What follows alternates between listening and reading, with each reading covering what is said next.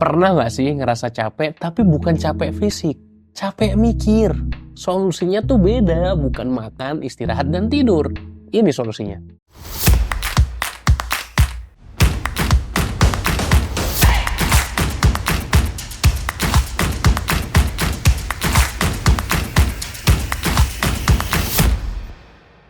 Hai, balik lagi bareng gue Umar di channel Pembelajar Produktif, membahas seputar pengembangan diri dan produktivitas. Jangan lupa follow juga Instagram, TikTok, serta podcast di Spotify untuk konten-konten keren lainnya. Ketika kita mau menjadi lebih produktif, kita pasti melakukan yang terbaik. Tapi kalau berlebihan akan membuat kita capek dan kelelahan. Capek pun ini sebenarnya ada jenis-jenisnya. Banyak sekali orang yang salah paham ketika capek mikir, ya udah tinggal tidur aja, nggak usah kerjain. Padahal tidur adalah solusi untuk capek fisik. Maka kita perlu mengenali bagaimana memahami diri kita butuh istirahat yang mana, karena beda capek, beda istirahatnya. Di program gua Infinite Energy Balance, program tentang manajemen energi, ada 4 tipe energi. Energi fisik, energi mental, energi emosional, dan energi spiritual. Jadi kita harus ngecek ke diri kita. Kalau kita lagi capek, apakah kita capek fisik, capek mikir, capek hati, atau capek jiwa? Karena setiap capek beda lagi istirahat untuk nge-recover energinya. Kalau kita anggap energi kita sebagai baterai di handphone kita, energi habis berarti lagi low bat sehingga kita capek, dan istirahat akan mengisi kembali daya di baterai kita. Beda baterai yang habis, beda pula energi yang harus kita isikan. Sebagai contoh, di capek fisik, kita mengisinya kembali dengan makan, tidur, istirahat, sehingga energi kita pulih lagi. Tapi kalau kita membahas energi fisik, recharge-nya bukan dengan tidur, tapi dengan nge-refresh kembali pikiran kita. Jadi, solusi kalau kita capek mikir, kita perlu tinggalkan sejenak pekerjaan, refreshing, lihat yang hijau-hijau seperti taman atau pekarangan, atau mungkin membaca buku yang ringan untuk beberapa orang. Itu akan mengisi kembali energi mental dan energi kreatif kita untuk lanjut bekerja. Tapi masalahnya bukan hanya habis terus di charge saja. Sering sekali energi mental kita, energi mikir kita terlalu cepat habis. Baru aja ngerjain beberapa tugas udah capek mikir. Baru aja ngerjain beberapa jam udah habis energi mentalnya. Pernah nggak lo ngerasa seperti itu? Ada setidaknya 2 solusi yang bisa kita lakukan untuk menghemat energi mental supaya nggak cepat habis. Yang pertama adalah decision automation atau mengotomatiskan pilihan.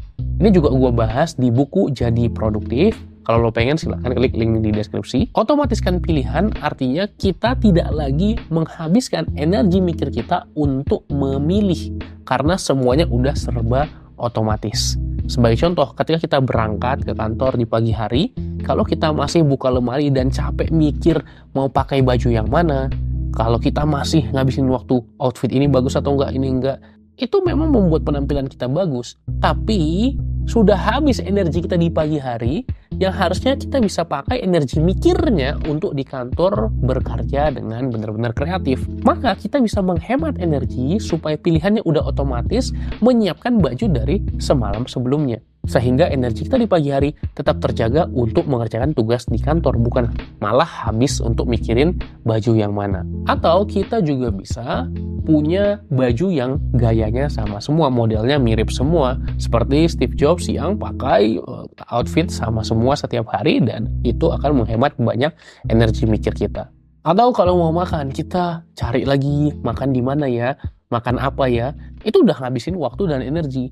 Bisa kita otomatiskan pilihan sehingga nggak perlu mikir lagi dengan punya daftar makanan yang memang kita suka, sehingga tinggal memilih dari daftar itu tadi. Memang sama-sama memilih, tapi jumlah pilihannya kan jadi lebih sedikit.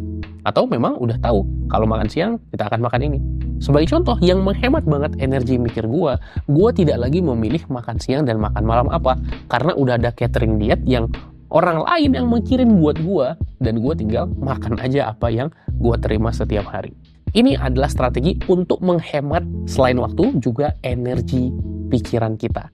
Maka gue bisa memanfaatkan energi mikir untuk hal-hal yang lebih esensial di pekerjaan gue.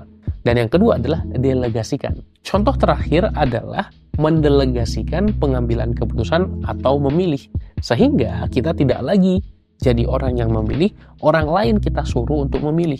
Berikanlah kepercayaan ke tim-tim kita untuk mereka bisa memilih sendiri apa yang baik untuk mereka. Saat gue udah mempercayakan tim gue untuk mengambil keputusan sendiri, memilih sendiri apa yang baik untuk mereka, gue sangat menghemat energi mikir, energi mental. Maka kita bisa dengan mudahnya menghemat energi mental kalau kita bisa mendelegasikan pekerjaan kita, bukan hanya apa yang dikerjakan, tapi apa yang diputuskan.